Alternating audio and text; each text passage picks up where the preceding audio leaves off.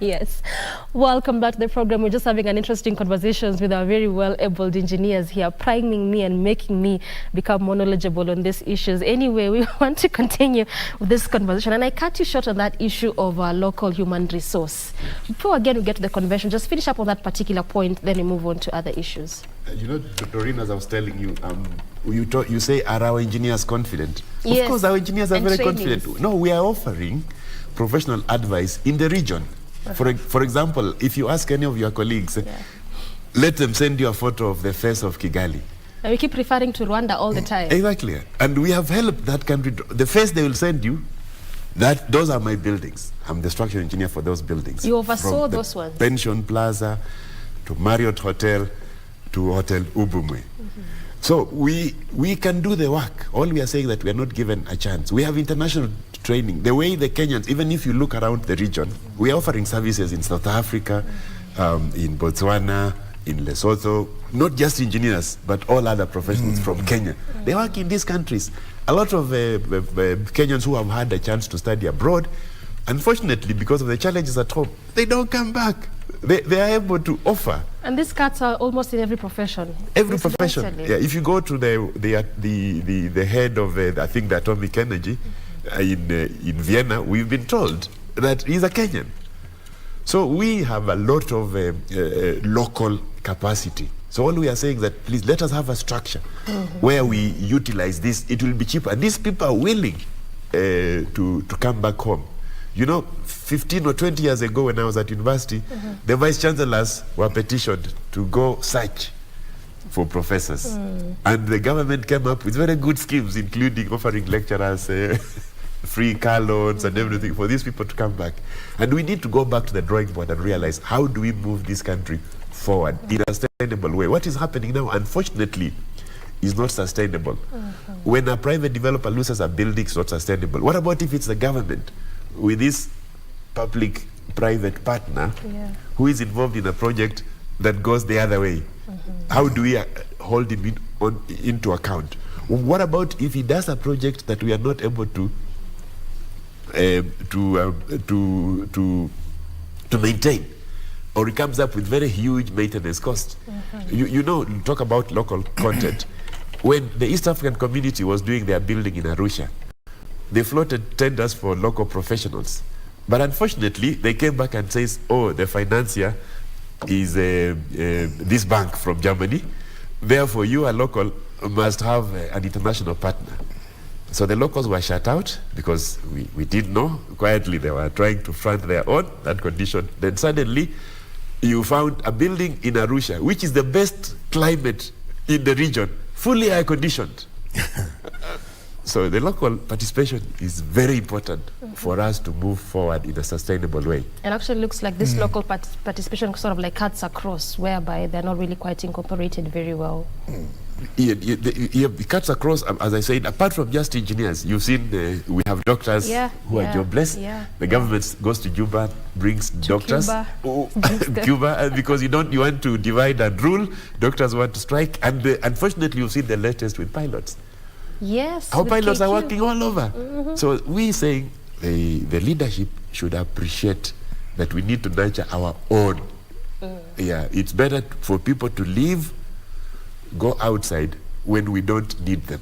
Not to go outside because we've trained them and we have rejected them. We're not giving them a chance to participate with us. Yes. Well said. Well said. Yeah, maybe to end on my colleague has talked of qualified engineers repeatedly. Let me just very quickly highlight what that means. That means when a young person enters university, he or she registers for an engineering course which is accredited or approved by the board, by Engineers Board of Kenya. And they do that course for 5 years, on and off, doing practice and so on. When they graduate, they are admitted in the bond register as graduate engineers. And then they are taken through internship for 3 years to be exposed now to practical aspects of design, construction, maintenance, and all that, of different fields. It could be civil works, it could be manufacturing, it could be structural, and so on. Then they sit a professional examination and become professional engineers. After practicing for about 5 years as professional engineers, they can sit another professional examination and become consulting engineers. Then they practice for about 15 years. They sit another professional examination and they become accredited checkers. Is that intense? Sorry? It's that intense. Yeah. Well, it's as you go up, it's not as elaborate as a professional examination. It's just to ensure that when they give you that classification, you'll be able to perform your duties. Qualified. Now, when you look at the training of an engineer to become a professional, that is 8 years. Doctors take 6 years. Architects take 6 years. But this is not being is normally not recognized. So we are. I mean, it's not normally in the common knowledge of people. Yeah. And that is why we are saying, let this professionalism, where even the government and the economy as taxpayers have invested so much, because all this is consuming taxpayers' money. So let us use this knowledge and this expertise that has been developed to help us now do structures which will stand. It is not only buildings. I think buildings are conspicuous because they collapse like this one and it comes down with a boom. But look at, for example, power and distribution systems. They come up with these posts and then all of a sudden you see one is facing north, the other one, that is a collapsed structure. Roads that are put. And within maybe a period of 5 years, as you said, it is all ripped off because there isn't that deep professionalism that is used in all these areas. So that is why we are saying, please use the resource that you have invested so much to build. Yeah. Well said. Now, quite a lot to talk about when it comes to issues of trading and appreciating our own. But also let's just shift focus and now talk about the conference or the convention. This is the Sustainable Engineering in the Era of Climate Change. I mean, we are still in this moment. COP27 is still ongoing, supposed to culminate on 18th. That is Friday this week. But then about this convention that is being planned. Tell us more a bit about it. Thank you very much. In fact, this is our annual event where the IEK, or the Institution of Engineers of Kenya, in partnership with the Engineers Board of Kenya, come together and plan annual conventions. This is our 29th annual convention. We plan it for a long time. We are going to hold it from 21st to 25th next week. Yeah. And there is a planning committee that has been sitting for almost 1 year because it sits immediately after the other one, which was held last year in November. And we drive the theme from the direction the government is driving its agenda and also globally. And we came with this theme based on the discussions in Scotland last year during the COP26. Yeah. And when it was recognized there is climate change and we must do something to reduce the level of carbon. And we decided, since engineers contribute to the built environment and therefore interfere with the natural environment that God created, then we need to think of sustainable engineering solutions that are adaptive or that recognize the climate change. So this convention will be a whole week. The first 2 days are parallel events. The first day will be dedicated to future leaders, young engineers who are in college and who have just graduated and are going that training we have talked about, where they will discuss issues and their theme is back to basics. And then on Tuesday, 22nd, there will be 2 parallel sessions, one for women. This will be the 5th Women Engineers meeting, where they will discuss issues on how to address the issue of they face in engineering and how they can be encouraged to remain afloat and also grow in the profession and that kind of thing. And therefore, there is another one for men. Men are having their first one this time. We are lagging behind, 5 years behind women. But all the same, is better late than never. We are starting a session. and the men have also been discussing issues that affect them. Some of the issues that have come of late are issues to do with mental health and issues like those. We'll be looking at that. And then the main convention now starts on Wednesday, 23rd, where it will be officially opened. And then we have 23rd, 24th, 25th up to around 1 o'clock when we formally close it. And in the afternoon, we have industrial visits within the coast. The conference will be held at Indiani Reef Resort, and it is also going to involve international delegates. In fact, we have about 25 delegates who have confirmed from within our region, from Africa, from Asia, from Europe, from the Americas. They will all be coming there. Some will be, it will be in two forms. There will be physical attendance, where we expect about 1,000 delegates, and virtual, where we expect about 5,000 delegates.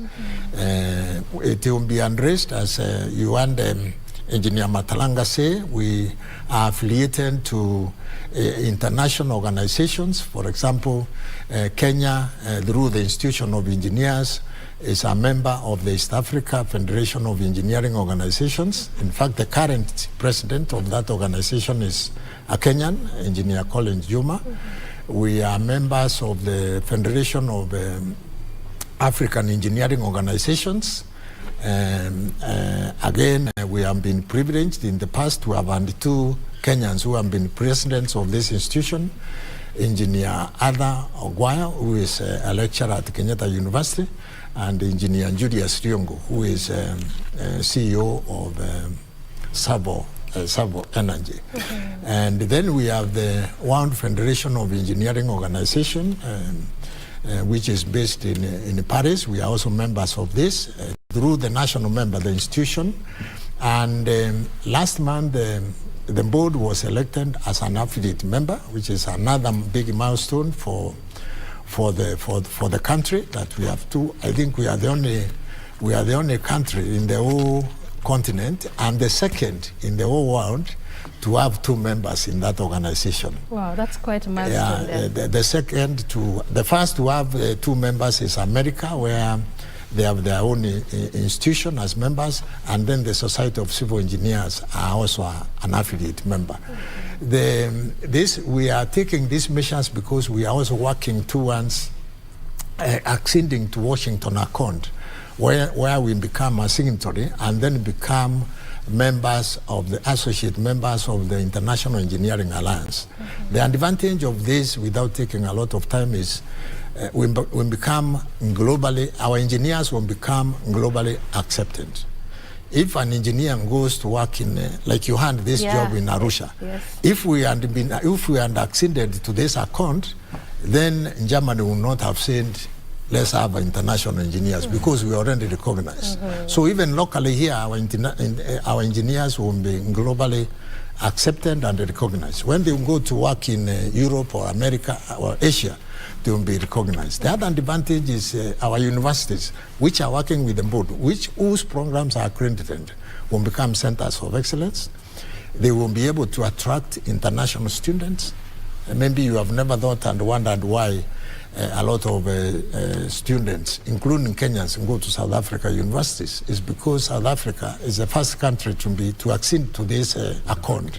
And therefore, when you go to their universities, there are people from UK, there are people from Germany, from America, all over. Kenya won't be like that. And you can imagine the amount of foreign exchange we are going to earn from this. And also, again, on the universities, our lecturers will be internationally recognized, will be external examiners.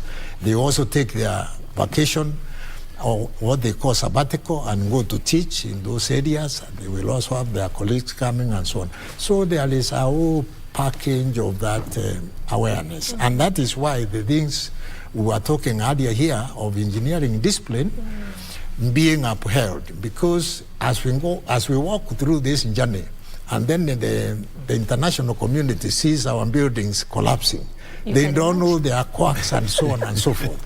So that is why we are saying there should be discipline in this and everybody to cooperate so that we have a decent country, we have a decent society, so that we can roll out these benefits for our people. So this is the conference, and the theme of it, and the membership it will attract. We shall have the president of the International Engineering Alliance addressing us. We shall have the president of WFU, World Federation of Engineers, addressing us virtually. We shall have the president-elect of the World Federation of Engineers, who is a Nigerian, coming to attend physically. And again, this is a milestone for our continent. For the first time, Africa is going to have the first president of the World Federation of Engineering Organization, Engineer Mustafa Shehu from Nigeria. You'll be here physically. As I said, we have two presidents of the African body. The leadership has been with Ghana, who and Alain the president, and it is coming home again because the president who was installed last week, or who was elected last week during the engineering week in Addis Ababa, is Adwandis from our neighbor, who will be taking over. In fact, he will be installed in January next year. And again, another lady taking over from South Africa, who is president-elect. All these personalities will be here talking to us engineers locally and exchanging ideas and that kind of thing. Okay, well said. We have also a few of our ministers who have indicated their willingness to come and talk with us. The minister in charge of water, Honorable Alice Wahome, she in fact launched the media coverage of the event on Monday? Monday of this week? Yeah, Monday this week. Our own minister has confirmed attending. Honorable Kipchumba Murkomen will be there. And we have also an indication that the Speaker of the Senate will be there gracing the occasion on Friday. Yeah, so that is the convention, and the various topics are geared toward... Just before you talk about the topics, Chairman, I want you to pause on that one because I want to give Engineer Nathaniel also a chance to sort of chime in on that one before we take again another break. Thank you. We'll come to the topics momentarily, but also 29 years. Chairman talked about this is the 29th? 29th one, yes. Yeah. 29th? Yeah, the 29th one. 29th so we've one. had 28 previous ones. Exactly. Yes, yeah. I mean, when you look at this, is really quite some time just to be having this conventions over 20 plus years. Yes. What would you say in your account has been the progress of just having this continuous conferences or conventions? See, as a country, of course, we've learned a lot, because when we have a conference like this, yes, there are things that we discuss and then we make resolutions. So we use the discussions into resolutions, into implementable items that we share with the policymakers, with government, and now, of course, with the county's government. So you'll be happy to know that in Kenya, during the 2018, which was the 25th one, we were actually privileged to host the whole of Africa. So Africa Engineering Week was held in Kenya. And then the entire African continent. The entire African, of course, with the other international participation. They came for the Africa Engineering Week. The 5th Africa Engineering Week was held in 2018 in Kenya. What the chairman said is that the 9th African Engineering Week was held last week in Addis Ababa. That's where the leadership of the FAU was being discussed and they've taken the changeover. So as a country, we've benefited a lot. And just look at our professionals, our members. We also take, engineers sometimes quite busy, and we follow projects. So you'll find an engineer working in Lodwar, unfortunately a lot on his own. So we give them a chance to come out from Lodwar, come together, where we network, we learn from each other, we bring on board the state-of-the-art practices. So we take advantage of this conference to share and learn from each other. And I know the chairman talked about the industrial visits, everything. We also engaged in the CSR activities, like we visit deserving people to identify with them, see their problems, and try to find ways that we can assist. The conference has been very, very successful These resolutions are also shared globally. We, as the chairman said, we are members of the World Federation of Engineering Organizations. And when you go to the website of WFEO, you will see WFEO in Africa. And when you Google that particular page, you will see the conference in Kenya, what IEK, the Institution of Engineers in Kenya, and the Engineers Board of Kenya are doing to grow the practice of engineering. You know the slogan in engineering that we go together with everyone. We don't want to leave anyone behind. And that is the clarion call. So this year we are expecting that at the end of the conference, and we have lined up international speakers, as the chairman has said, straight from the top leadership of the World Federation Engineering Organization. President Professor Jose Vieira will be giving a virtual address. And then, as the president has said, we are very privileged that the president-elect will be physically here with us for 1 week to advise us what we need to do as a country. And the chairman was a bit shy mentioning, we are actually trying to reach out to the head of state, His Excellency Honorable William Ruto, to come and identify with us so that we find a way of how to enrich, how to help him deliver on the Kenya Kwanza Manifesto, which is a very good document. So this, it is big, it is the 29th, but we have 28 previous resolutions, which we hand over to the implementing agencies, and we follow up for implementation. Thank you. All right, so then it's been quite progressive, clearly. Very progressive. All right, we're taking again another break. We come back, we look at the topics, and then we tie it now to matters of climate change, even as we look at the role of engineers in mitigating climate change. We just talked about how 39% is what this particular industry emits in terms of energy and processes that lead to CO2 emissions. So even as you marinate on that one, we take that break, we recoil with plenty more of this conversation. So again, stay with us.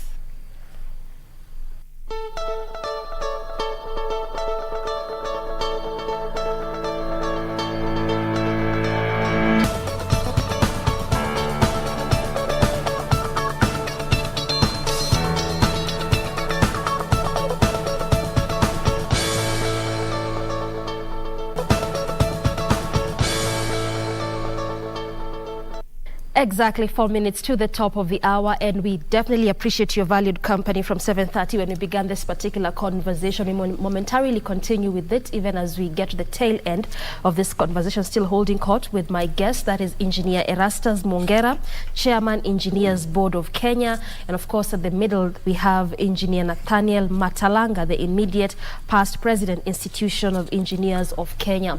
Let me pick up with you, Engineer Erastus, on this one. You are touching on the topics that perhaps will be proffered on this particular convention. Thank you very much. When I was, first allow me to underpoint, when I was introducing Kenyans who have served in the World Federation of Engineers, I forgot to mention one of our own, Engineer Matalanga.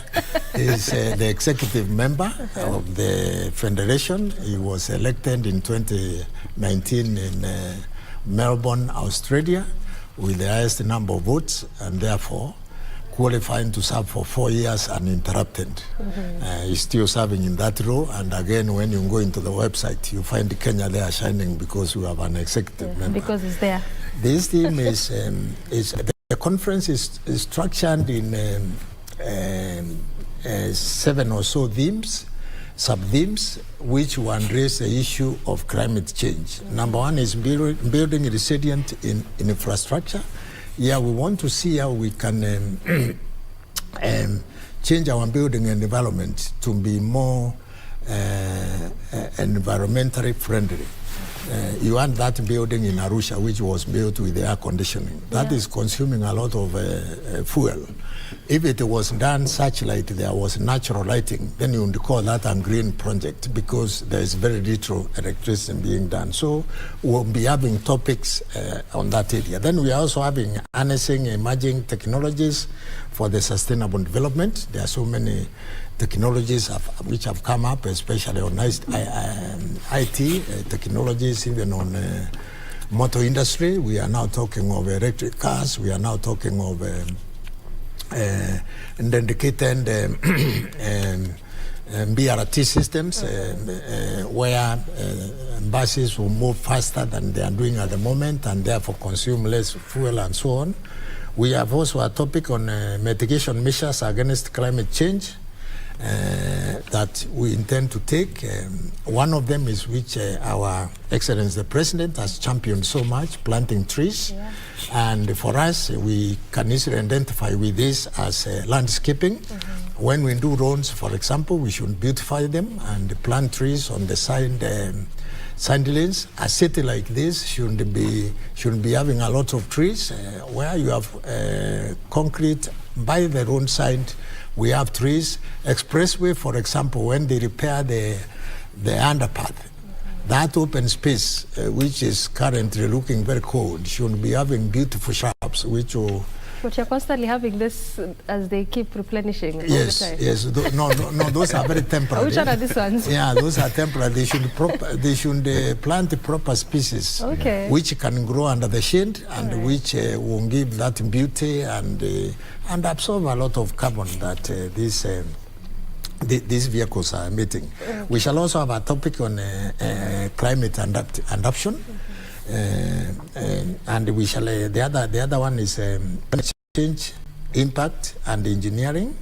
Then we have artificial intelligence, we have energy transmission, we have role of nuclear and renewable energy in combating climate change, and finally we have role of green financing and green economy. The way the convention is structured is we shall have the keynote speaker, and then we have a session for panel discussion of various experts in that particular area. And then we go to another one, and another one, and another one, and so on. And as we have mentioned, we shall be having very senior engineers and globally speaking to us. And it fits very much within our COP27 and COP28 because it is all climate change. And we want to see how our engineering programs can adapt to these challenges of climate change and reduce carbon emissions. If you take flight landing in this country, for example, all those corridors of flight path, we want to encourage the airport authority to plant trees and let the planes fly over forests. Like you find in Scandinavian countries, they farm trees, and sometimes when you are landing, you wonder whether this plane will touch trees or not, but they are so well done. Also, the energy suppliers, Ketraco, Kengen, KPOC, when they acquire these corridors and they don't want anybody to settle there, let them plant appropriate trees under them as part of landscaping, part of engineering. And in fact, we are saying part of, we are also changing our internship programs so that part of the training can now be adaptive to climate change. We are encouraging their own teams, their own owners, when they do this performance-based contract, not to give a whole corridor from Nairobi to Thika to one contractor, and divide it into small sections, get young engineers to adapt these sections. They will maintain them, they will keep safety on, and they will even plant trees, and we adapt those in the curricula, and they can be given credits for this. Every engineer who is in the register is supposed to prove that he has had continuous professional development. For graduate engineers, they need 20 professional development units. For professional engineers and above, they need 50. This convention will be giving them 25. So for graduate engineers, they will have scored their 20, so they can get their licenses renewed. For engineers, they will get, the professional engineers will get 25. It will not be difficult to look for another 25 because they are supposed to train these graduate engineers. So part of that training gives them their continuous professional development unit points. So it is so inclusive, it's so beneficial. It's available. It is also, the conference will also be attended by non-engineers, those are the scientists who want wanting to learn. Yeah, who want to learn. Media personalities like yourselves, you are in fact We are aware that KBC will be attending and giving us coverage, for which we are very grateful. So it is for everybody, and we encourage everybody to attend. I hear you. Now, Engineer Nathaniel, there's something very pertinent which I'd want us to discuss a bit further. This is something that also the chairman has touched on, like the issue of planting trees, and the chairman has given various examples on this one. It is a matter that the president is, I should say, very close to his heart, given by how he really talked about it. 5 billion trees in the next 5 years, 10 billion in the next 10 years. In fact, he even said that the Ministry of Environment will be allocated more money just for this particular purpose. But then talk to me about the practicability of this, because it's not the first time we're talking about planting of trees, and this all in a bid to ensure we have a good climate, to just curb the adverse effects of climate change. How practical? Thank you very much. How practical, from where I sit, I think it is possible. Yeah. But you know, planting of trees is just one aspect, the mitigation measures that we are supposed to do as a country. There are so many ways. As engineers, you see our conference is themed climate change. In fact, you will see that the COP27 is ending on Friday, and our conference is starting on Monday. So we're just taking over and continuing this conversation. Yeah. So planting trees is just one of our mitigation methods, and the president is trying to address the practical way of doing it. The best way to do it is to protect forests. That's the first. You have to protect the forest. We were there, and then the forests have been interfered with. So as government policy, ensure that all the forests are protected. Now you can then get the Kenya Forestry Service to go in there and then mobilize whoever you want to go plant trees to regroup. The other avenues are just saying the add-ons, but the main is to protect the existing forest. If you see our conference theme, we realize that infrastructure development is what might lead into this climate change. So we are trying to sensitize our members, the engineers, that when you are doing your projects, please take on board sustainable measures. There's now what we know, that you can also develop a green building. When you are doing a building, it's not that you want to give it green. Even the process of doing that project, you should put the green building measures in place, ensuring that you use products that require less emission of CO2. Yeah, like probably if you come up with a type of cement that requires less use of energy to manufacture, that will be good. If you can also use local materials, so that you're not involving yourself in huge haulage. You know, one of the things that pushes up construction materials is transport. Yes, people who are building houses in Western, they want to get stone from Thika. The stone arrives there very expensively. But there are ways of doing building those walls. Where does that happen anyway? With local materials, in the fixture, that you're not involving a professional. You're always just doing it. You live in Nairobi, you live in a stone. Because I've seen that so much, by the way. I've seen that a lot. So we are saying that as a theme of our conference, let us look at all these measures. Not reforestation is one of them. But you see, the major things that cause the CO2 are the fossil, the fuels, coal, oil and gas. And this will get finished. They're not there in abundance. Every country, the countries who have them, like, you know, the Middle East, they're doing very well because they have oil. Yeah, I mean, the leadership has done it right. They have got it right, and they have used that natural resource to move their country forward.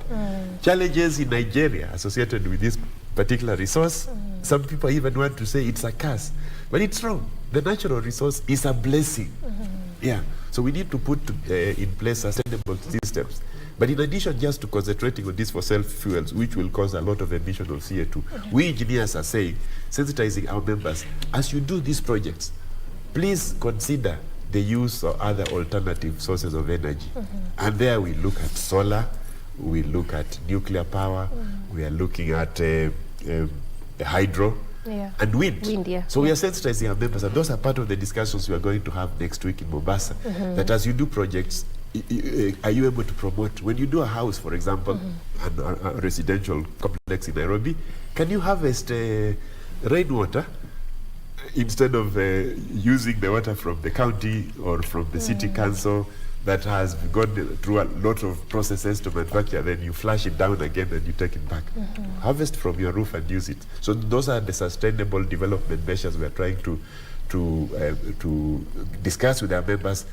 Most of these projects are implemented by engineers, government projects. Once our members know what is good in these projects, then we shall be able to do sustainable development in this country. Okay. Value for money. The training of an engineer teaches you to use the natural resources in the best way possible. So then you're saying that aside from the issue of planting of trees, which you can so much talk about, Yes. engineers also have much more role to ensure that we have good environment so that we can combat effects of climate change.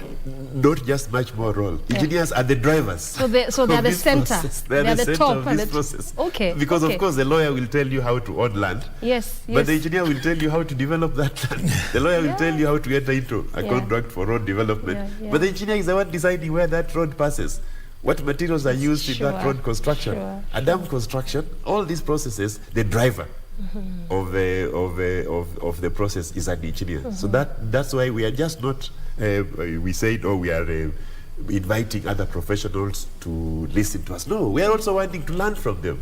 There are so many other professionals than engineers who have been invited to present papers to us. Yeah, we are lucky. The CS, infrastructure, Honorable Murkomen has agreed to come. So we also want to listen to him.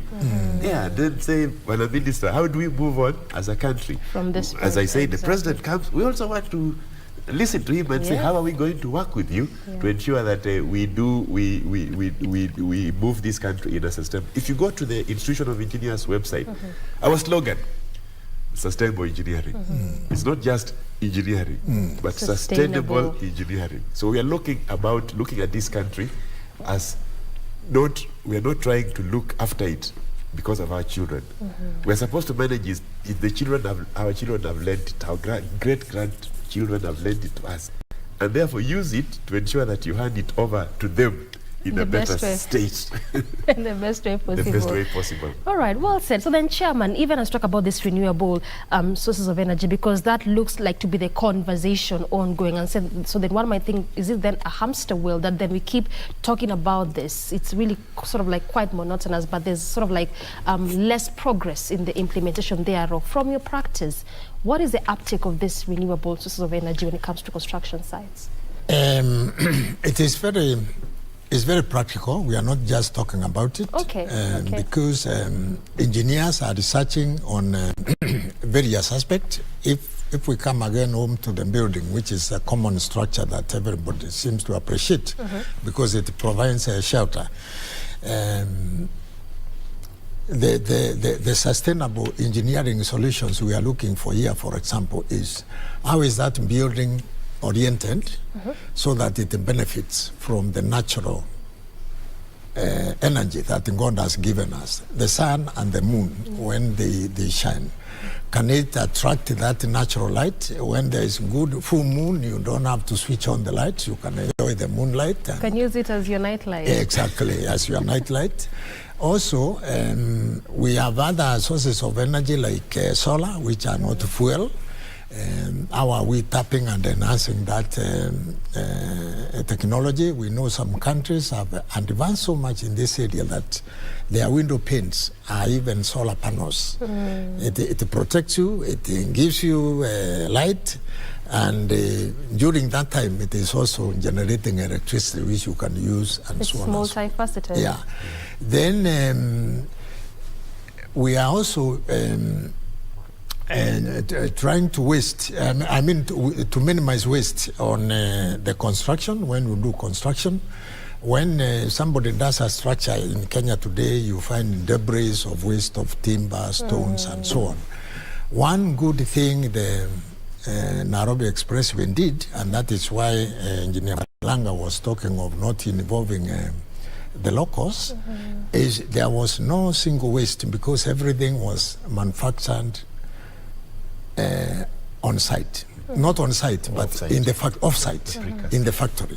Even the reinforced bars were cut to the very precise length, and therefore never find a reinforcement bar this long wasted. So every material came with its intended purpose. Yes, and they would design and measure beams and carry them and put them the decks and so on and so forth.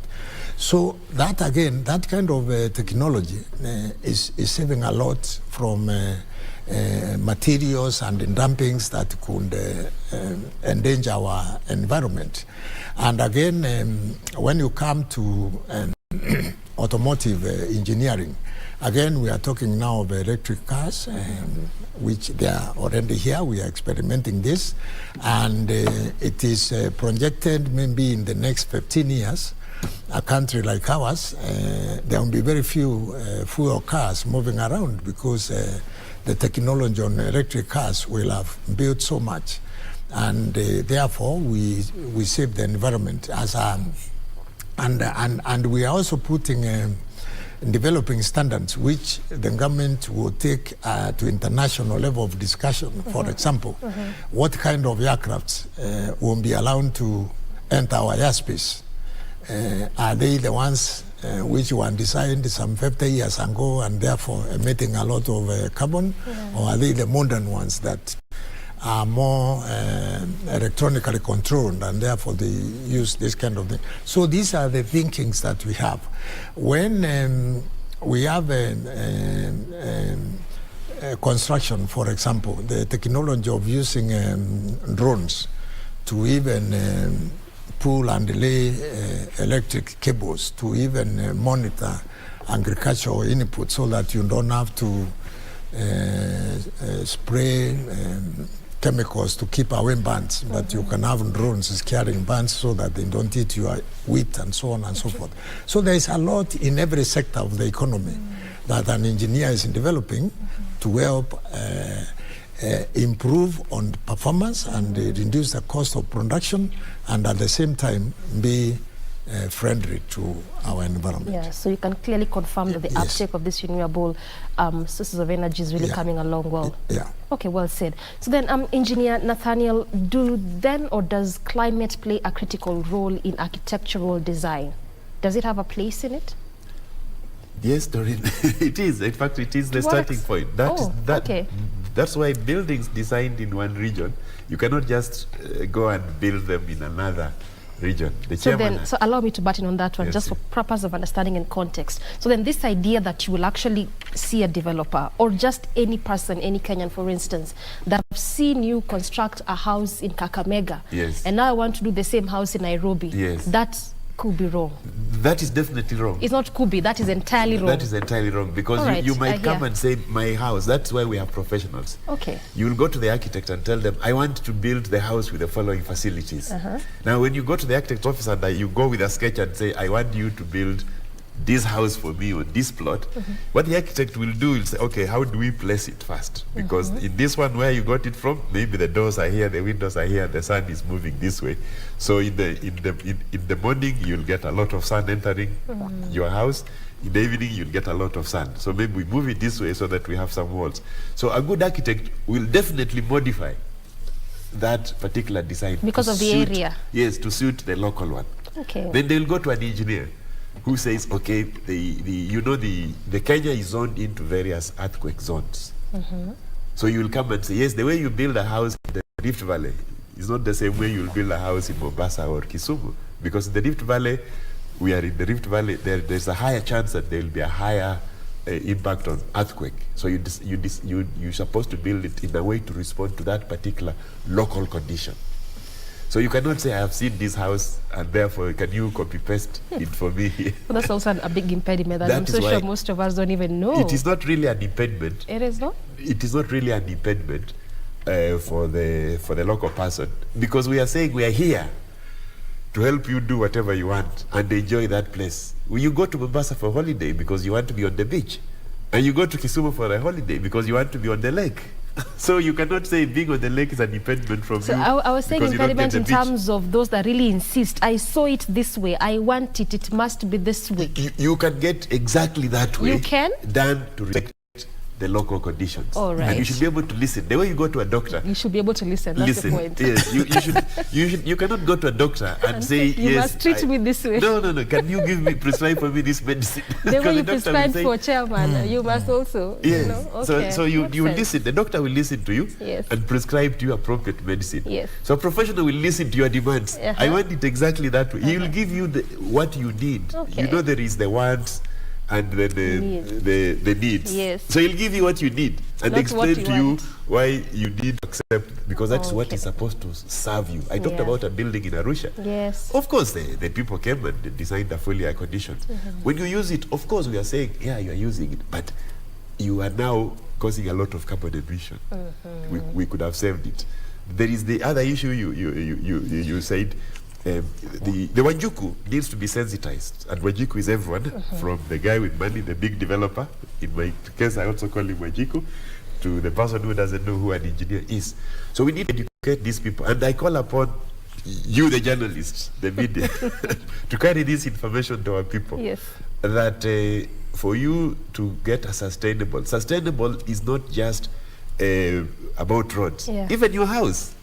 There are people who are buying these apartments that have not been engineered. They are very hot at night. You have to open windows. The mosquitoes come in.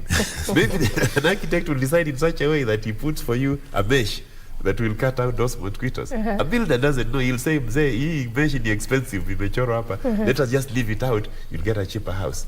So that's why you need a professional to respond to your needs. Yes, I hear you. And prescribe for you Yeah, a solution that means you're in. That's where engineers come in to Yes. guide the government Yes. to do sustainable infrastructure for this country. Okay. That's why we are talking about sustainability.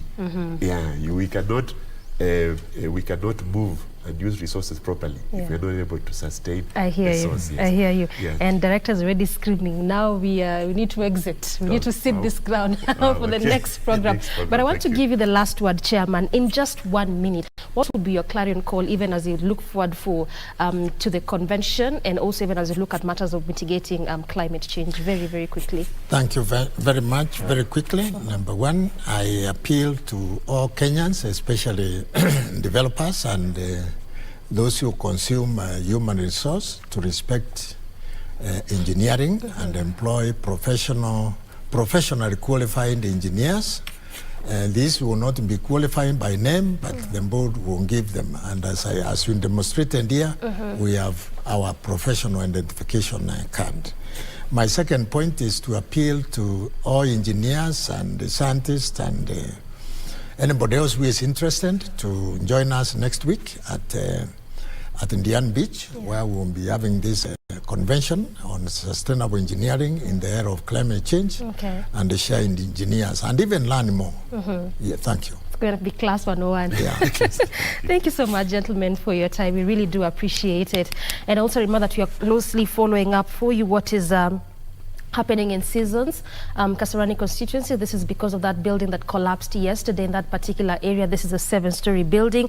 Of course, reports reaching us currently is that 2 more people have been pulled out. As of yesterday, we're talking about 20 people who had been trapped inside. So 2 more have been pulled out from that particular rescue efforts. And these are just the latest reports coming in respect to that particular building that collapsed. So of course, when you get more details, we shall prime you on our subsequent different programming as well as bulletins there. But also in studio, we have been having this same conversation just on matters construction and sustainability thereof with my guests who really have been helping us understand more about this particular issue. Our center of focus has been on sustainable engineering in the era of climate change. Of course, this intertwined with this convention that is coming up on the 21st all the way to 25th.